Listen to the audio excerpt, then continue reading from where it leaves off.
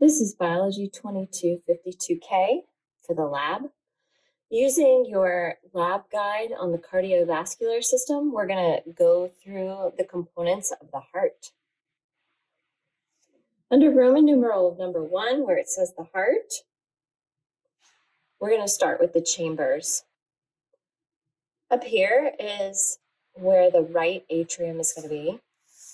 So you're looking at the auricle right here, and that means ear. Inside, you can see the right atrium.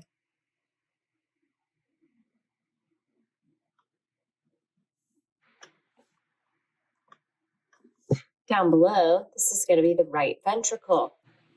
Separating the two of these chambers is a valve. This is the tricuspid valve, and these are the tendinous cords. Tendinous cords are attached to the papillary muscles. When the ventricles contract, it pulls on the tendinous cords when the valves are closed and holds them in place so that as this chamber is contracting and squeezing the blood, it does not regurgitate back into the right atrium. Instead, it is going to move out through the pulmonary trunk, passing these pulmonary valves, and off to the lungs it'll go.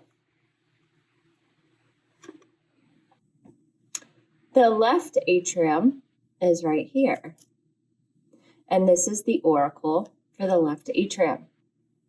We can see that space by turning this model around to the posterior and opening it up. You can also see the valve that separates the left atrium and the left ventricle. This is the mitral valve. It also has tendinous cords that are attached to the papillary muscles, and these function in the same way that the right side does. So when the valve is closed and this muscle is contracting, blood is not going to go back into the left atrium. Instead, it will go up into the aorta, passing the aortic valves. Down the center, what divides the ventricles is the interventricular septum. A septum is a divider. Down here at the bottom of the heart, this is called the apex. It is the point. Trabeculae carni are these ridges inside the chambers.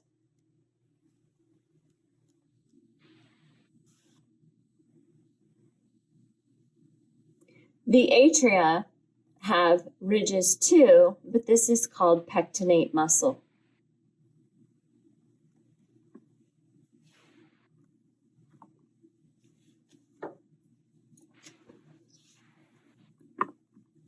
Although we don't see it on this model, the outermost layer of the heart is called the epicardium.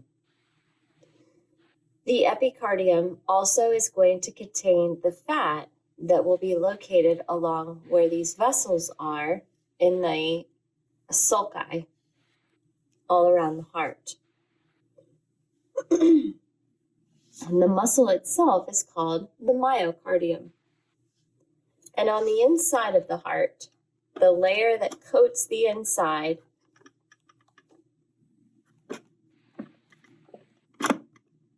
is called the endocardium. And here it is colored in a light pink.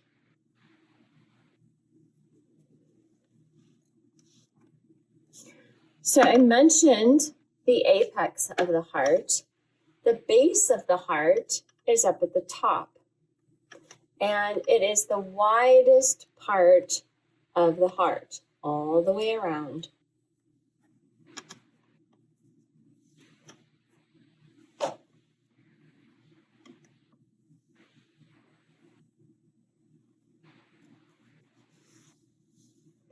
Now let's look at the major vessels the veins and the arteries that take blood away from the heart and bring it back to the heart, as well as the coronary circulation. So from the right ventricle, blood leaves the heart through the pulmonary trunk and goes to the pulmonary arteries. Think A for away from the heart. So these are going to take blood to the lungs. This will go to the left lung, and over here, blood will be taken to the right lung.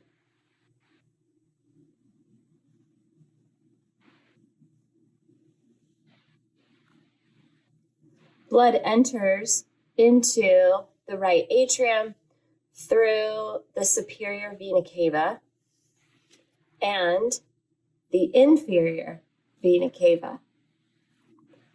It also enters from the coronary sinus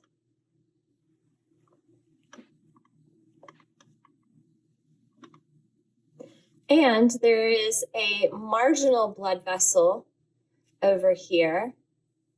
The marginal vein, the right marginal vein, will dump its blood directly into the right atrium. Blood leaving the heart for the systemic system or the systemic circuit leaves through the aorta. The aorta makes an arch and then it descends down the posterior wall of the body. The arch has 3 vessels that leave it.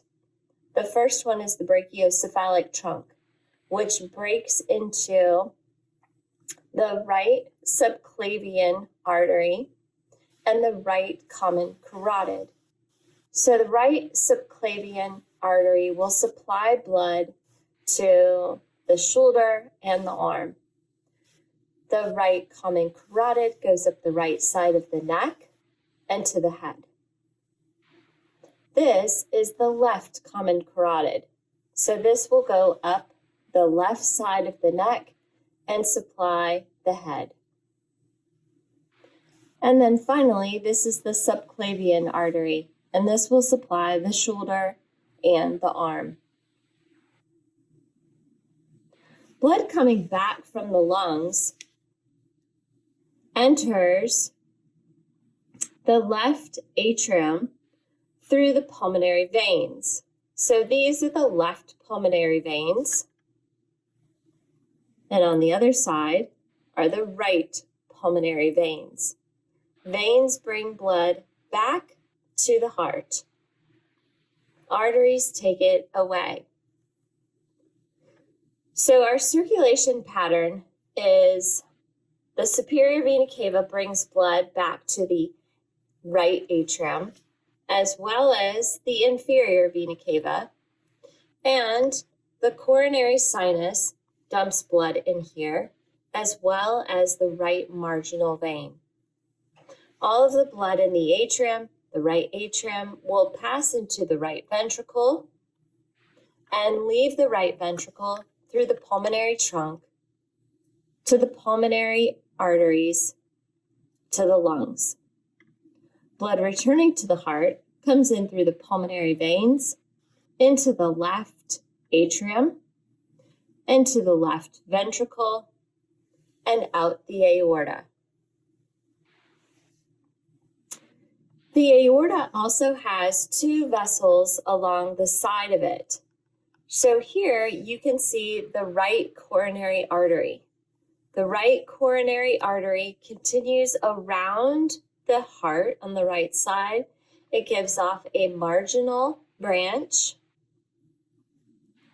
going down to the posterior side. It gives off the posterior interventricular artery. The left coronary artery cannot be seen on this model due to the placement of the pulmonary trunk. But this is the branch of the coronary artery on the left side. The left coronary artery gives rise to the anterior interventricular artery. It also gives rise to the circumflex artery and the left marginal branch.